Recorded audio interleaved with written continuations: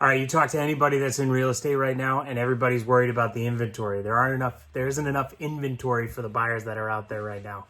That is a big concern for you. Well, let's back up 10 steps. We'll talk about how the 4 different ways that we can protect you during the home sale process.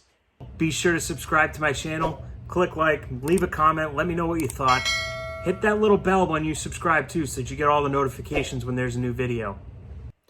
First and foremost, when you meet with a realtor to discuss selling your home is not on the market yet. And what strategies you're going to use, including how you're going to find your next home in order to keep you safe.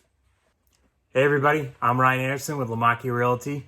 Thanks for stopping by and checking out this week's video where we're going to talk about keeping sellers safe and making sure that you guys don't end up having to move twice and that you're protected in the process. But we need to make sure that we have some place for you to go too. Otherwise, what's the point? So for this video, I have 4 tips that we're going to talk about specifically, and it's going to protect you, the seller, during the selling portion of this transaction. And if you're working with a qualified realtor, they're going to have these steps down pat to make sure that you're protected. First up, we got to make sure that we disclose that the sale of your home is contingent upon you finding suitable housing. Now, whatever suitable housing means for you is whatever it means for you. There's 100 different options you can choose for suitable housing. The most common one is you leave it vague, suitable housing. That means if you don't find a house you don't like, the sale of your current home that you're living in does not go through. There are other times where you can talk about making sure that you find a suitable rental. You know, if you're building your next home, if you're not sure what your next move is going to be or where you want to go, but you know you want to get out of the house that you're currently in now, sometimes a short-term rental might make sense too. So how we word things in the contingency plan of marketing your home is what's going to protect you the most during your home sale process.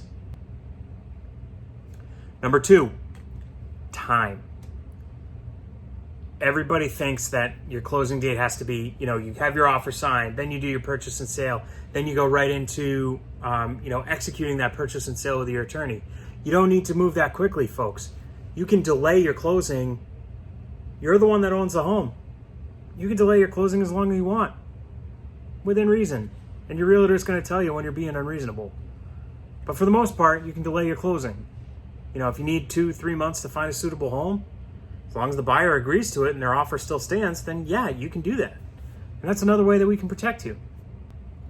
Number 3, rent backs. You might not have heard that term before, but it's pretty self-explanatory if you think about it. So you sell your home, the new owner doesn't need to move in right away, but you don't necessarily have someplace to move out to yet either.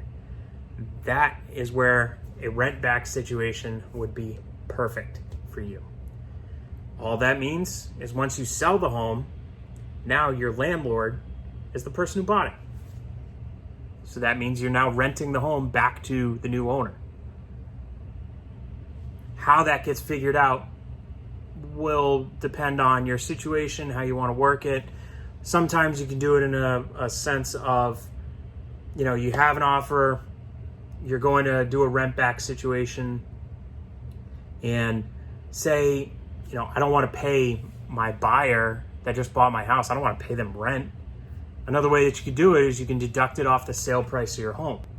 Anytime you're getting into a rent back situation, you really want to make sure that you're going to have a purchase and sale that's drafted by an attorney to make sure that you're protected. If you work with me, whenever you go through your purchase and sale, the purchase and sale is going to be worded and created by your preferred attorney to make sure that you are protected during the sale of the home. And that's just a preview of the basic of basic ways that we can protect you as a seller during your home sale process. At the end of the day, nobody forces you to move unless you absolutely want to.